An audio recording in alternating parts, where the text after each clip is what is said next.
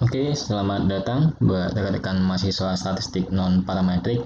Jadi, kali ini saya akan memberikan penjelasan materi tentang analisis korelasi. Jadi, mungkin kalian juga sudah pernah mendapatkan analisis korelasi, tapi yang di parametrik, seperti itu ya. Biasanya digunakan untuk analisis regresi linier, seperti itu. Mungkin sebagai pengingat, sebelum kita masuk ke korelasi dalam non-parametrik, jadi korelasi itu artinya kita ingin melihat hubungan antara dua variabel atau lebih. Nah, ketika kita menggunakan dua variabel maka disebut sebagai bivariate correlation. Ketika lebih dari dua variabel maka disebut sebagai multivariate correlation. Seperti itu. Nah, korelasi ini berbeda dengan regresi ya. Kalau regresi, X berpengaruh terhadap Y, tidak sebaliknya. Tapi kalau analisis korelasi, di sini bisa terbalik. Seperti itu. Jadi, X berpengaruh terhadap Y, Y pula bisa berpengaruh terhadap X, seperti itu. Nah, misalnya kita akan melihat korelasi antara intensitas mengikuti diskusi dosen dengan produktivitas kerja. Seperti ini. Jadi, bagaimana hubungannya? Kemudian, kuat atau tidak hubungannya? Seperti itu antara kedua variabel ini. Nah, misalnya kalau lebih dari dua variabel, itu ada kualitas layanan kepada peserta didik, kompetensi tutor, kemudian ada pula banyaknya jumlah peserta didik. Nah, kita ingin melihat nilai korelasinya bagaimana. Kemudian ada juga arah korelasi. Jadi arah korelasi ini ingin melihat apakah korelasinya itu positif atau searah maupun negatif atau berlawanan arah. Artinya kalau positif, semakin tinggi X maka Y-nya juga akan semakin tinggi. Tapi kalau yang negatif atau berlawanan arah, semakin tinggi X maka Y-nya akan semakin rendah. Seperti itu. Nah, sebagai contoh ini untuk korelasi positif. Bila layanan terhadap mahasiswa naik, maka naik pula jumlah mahasiswa di perguruan tinggi itu. Artinya ketika sebuah layanan itu semakin baik, ya kepuasannya juga baik, maka akan berpengaruh terhadap jumlah mahasiswa yang akan masuk ke dalam perguruan tinggi tersebut. Nah, kalau yang negatif bagaimana? Di sini misalnya dominasi pimpinan kepada dosen meningkat, maka produktivitas kerja dosen akan mengalami penurunan. Artinya ya misalnya terlalu banyak peraturan atau otoriter seperti itu, malah produktivitas kerja dosennya malah mengalami penurunan. Ya, ini bisa jadi seperti itu, ada pula yang semakin tinggi. Ini sebagai contoh saja. Dan angka korelasi. Angka korelasi itu bernilai antara 0 sampai 1. Seperti itu. Baik positif maupun negatif. Jadi kalau dia negatif berarti dia korelasinya berlawanan arah, tapi kalau dia positif maka dia searah, seperti itu. Ketika diperoleh angka korelasi lebih dari 1 atau absolutnya juga lebih dari 1, maka pastinya ada terjadi kesalahan. Nah, ini adalah kriteria untuk korelasi. Ketika nilainya antara 0 sampai 0,199, maka tingkat hubungannya sangat rendah. Ini mengabaikan tanda negatifnya ya. Jadi kalau dia nilainya korelasi negatif, berarti di antara nilai ini maka dia korelasinya negatif dan hubungannya sangat rendah, seperti itu. Dan ini kriteria untuk yang lainnya. Kemudian, nah ini dia macam-macam teknik korelasi. Jadi yang biasa kita gunakan itu ada di parametrik untuk ketika datanya berupa interval rasio. Yang sering kita gunakan adalah Pearson product moment korelasi menggunakan teknik ini. Ada juga uji partial correlation maupun multiple correlation. Nah, yang akan kita bahas di sini yaitu untuk data yang nominal maupun ordinal, seperti itu. Nah, teknik analisisnya di sini ada contingency coefficient, kemudian ada korelasi Spearman rank maupun Kendall-Tau. Oke, kita masuk ke bagian pertama, coefficient contingency. Jadi teknik ini digunakan untuk menghitung hubungan antara variabel bila datanya berbentuk nominal. Jadi ada kaitan erat dengan uji chi-square nantinya. Jadi hampir mirip untuk koefisien kontingensi ini dengan uji chi-square. Nah, misalnya seperti ini. Dilakukan penelitian untuk mengetahui ada tidaknya hubungan antara penggunaan alat hitung dengan benar tidak hanya hasil hitung dalam penghitungan analisis statistik. Jadi kita ambil 45 orang, di mana 15 orang menggunakan kalkulator, 15 menggunakan komputer, dan 15 orang menggunakan SPSS. Kemudian kita akan melihat apakah ada hubungan antara penggunaan alat hitung dengan benar tidaknya hasil hitung dalam penghitungan analisis statistik. Seperti itu. Nah, jadi prosesnya di sini. Jadi kita ada, tadi kan kita bagi ya, ada 15 yang menggunakan kalkulator, dengan Excel maupun dengan SPSS. Jadi di sini, tadi kan datanya dalam bentuk nominal. Jadi responden pertama yang menggunakan kalkulator di sini validnya adalah baik atau benar, memenuhi kriteria. Sedangkan responden kedua yang menggunakan kalkulator, dia tidak memenuhi kriteria atau tidak valid. Responden ke-16 dengan menggunakan Excel, ia valid atau benar. Responden ke-24 menggunakan Excel di sini salah atau tidak valid. Ini bentuk datanya seperti ini. Nah, kita akan memanfaatkan menunya Analyze Descriptive Statistic Cross Tabulation. Hampir sama dengan uji chi-square, tapi nanti ada bagian yang kita bagian statistik yang kita aktifkan. Jadi kita aktifkan bagian chi-square dan kontingensi koefisien di sini. Kemudian continue, ini kita observasi, kita centang dan expected.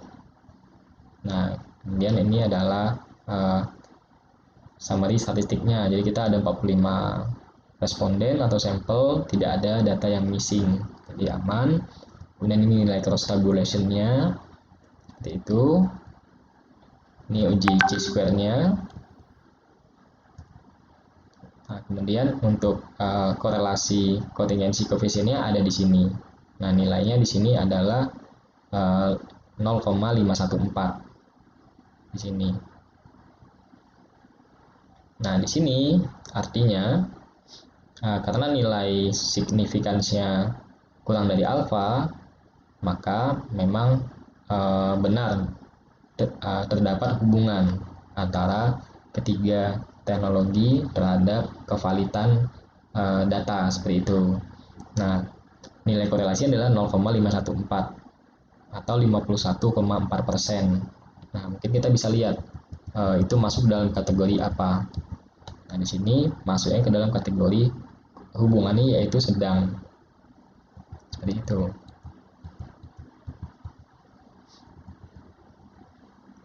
Nah, ini proses penggunaan dengan Excel dengan secara manual.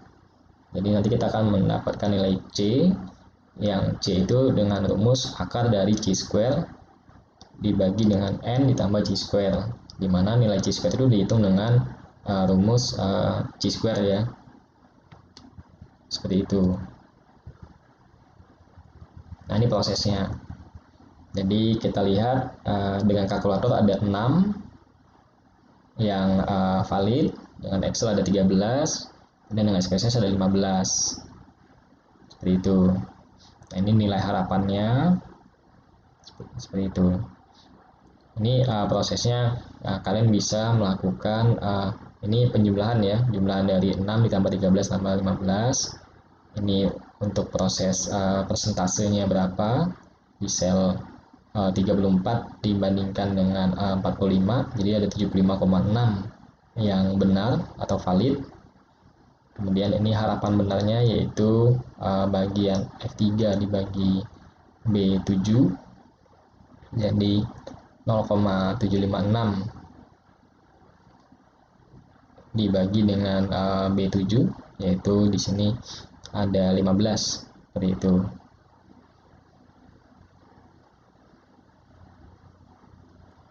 Ini harapan benarnya, kemudian ini harapan untuk yang salahnya. Kemudian ini adalah nilai chi-square-nya. Jadi kita masukkan ke dalam rumus membandingkan antara yang benar dengan harapan, seperti itu. Kita bandingkan, kemudian nanti kita masukkan ke dalam rumus C-nya. Jadi nilai C-square yang kita peroleh di sini dibagi dengan jumlah datanya ada berapa. Datanya ada 45 ditambah nilai C-square hitungnya dan diakarkan. Maka nanti diperoleh rumusnya. Nah, ini prosesnya ya. Jadi nilainya sama 0,514 menggunakan SPSS maupun menggunakan manual Excel juga menghasilkan nilai yang sama. Kemudian uji yang kedua yaitu Spearman rank. Nah, ini juga sering sekali digunakan ketika data yang digunakan adalah bertipe bukan interval maupun rasio. Biasanya data ordinal maupun nominal. Nah, misalnya ini sebagai contoh. Jadi ada tentang data tentang karakteristik pemimpin yang berpengaruh pada tahun 95 dan 2002. Diadakan penelitian di Afrika, Asia, Eropa, Amerika Utara, Selatan, Australia. Diperoleh data peringkat. Nah, ini peringkatnya. Seperti itu. Jadi kita ingin melihat apakah terdapat korelasi tentang peringkat karakteristik pemimpin yang berpengaruh antara tahun 95 dan 2002. Jadi kita lihat. Jadi ini ada peringkat pemimpin ini ya, penelitian. Untuk penelitian kita gabungkan semuanya di Afrika, Asia, Eropa, Amerika Utara, Selatan, dan Australia. Jujur itu pada tahun 2002 menjadi salah satu yang paling penting, karakter yang paling penting. Jadi peringkat pertama. Pada tahun 95 juga masih dalam kategori peringkat yang pertama. Seperti itu. Tapi pada tahun 95 di sini dapat memberi inspirasi, itu ranking yang ketiga. Tapi dia pada tahun 2002 dia malah turun satu peringkat menjadi ranking keempat, seperti itu. Nah, ini adalah data yang sudah diringkas ya. Nah, kita ingin melihat apakah ada hubungan antara peringkat karakteristik pemimpin yang berpengaruh antara tahun 95 dengan 2002. Nah, ini kita menggunakan uji Spearman rank. Nah, ini ujinya ada di menu Analyze, Correlate, Bivariate. Karena kita ada dua ya yang akan kita bandingkan. Kita masukkan datanya, kemudian, jangan kalian gunakan Pearson karena datanya berupa data di sini datanya ranking, bukan data interval maupun rasio. Sehingga yang kalian centang adalah Spearman. Nah, untuk uji Spearman, nah inilah hasilnya. Kalau ini 1 ya karena ini nilai korelasi antara tahun 2002 dengan tahun 2002 ya, pastinya nilainya adalah 1. Nah, di sini nilai korelasinya adalah 95,9%. Kalau ini kan masuk dalam kategori sangat kuat seperti itu. Dan nilainya positif. Nah, ini ketika kita menggunakan aplikasi Excel secara manual.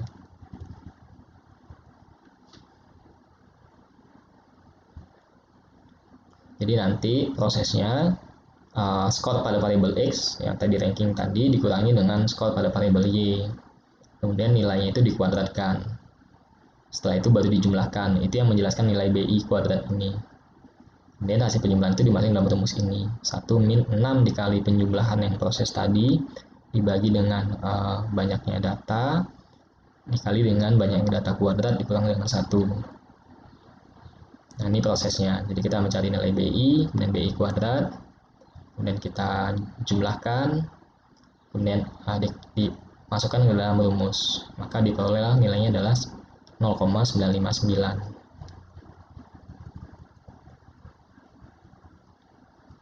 Kemudian yang berikutnya yaitu Kendall-Tau untuk korelasi non parametrik. Nah, biasanya untuk Spearman ini digunakan untuk data yang kecil, tapi kalau Kendall-Tau itu digunakan data yang besar, lebih dari 30 misalnya. Nah, contohnya sebagai ini adalah korelasi antara IQ dengan prestasi belajar siswa. Jadi di sini menggunakan sampel 25 orang. Itu balik ya. Terbalik. Kendall-Tau itu setahu saya yang kecil, yang Spearman yang besar.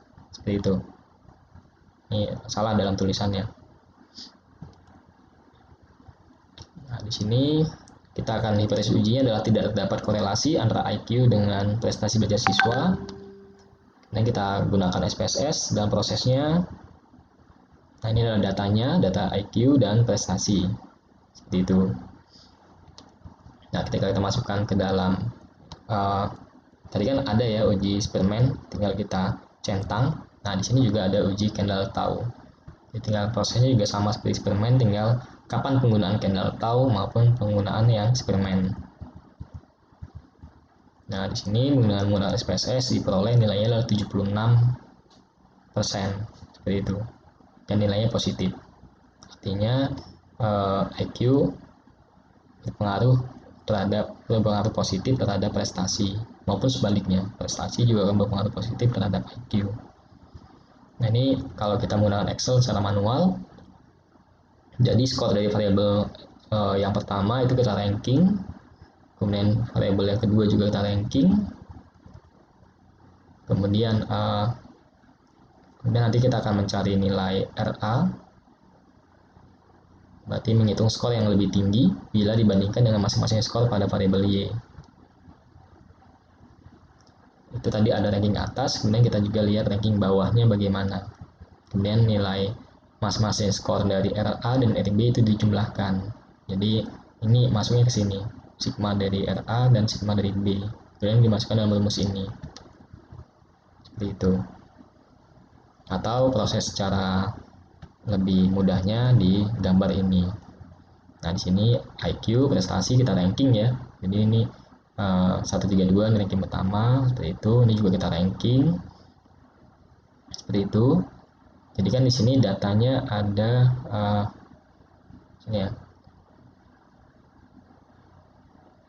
Jadi di sini ada jumlah RA. Seperti itu. Nah, prosesnya ada di sini. Jadi banyaknya ini ya. Banyaknya yang lebih dari 2 di situ. Jadi kan ini kan nilai antara 1 dan 2 ini kan yang batas atasnya adalah 2. Seperti itu ya. Jadi banyaknya dari sel yang ini R2 ini yang lebih dari 2 itu ada 23 sampel seperti itu. Sedangkan yang di bawah 2 itu ada 1 seperti itu. Kemudian yang ini jadi batas atas sama ranking atas dan ranking bawah ya. Jadi kalau ini ranking atasnya adalah yang digunakan adalah yang di 2 yang di sini. Maka di sini adalah 23. Nah, kalau ini adalah jumlahan sel pada ranking atas ya, berarti yang di sini yang lebih dari 4 seperti itu.